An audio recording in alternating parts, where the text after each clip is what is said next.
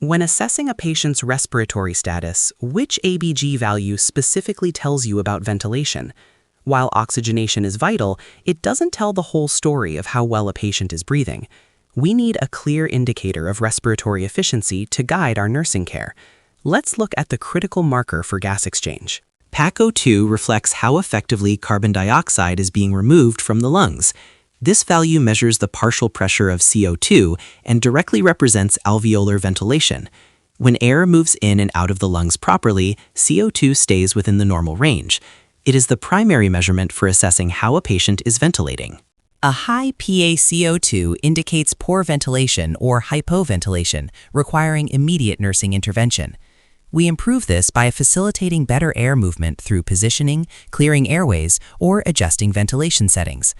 Always remember this clinical rule: PaCO2 equals ventilation status. Monitoring this value ensures your patient is breathing effectively.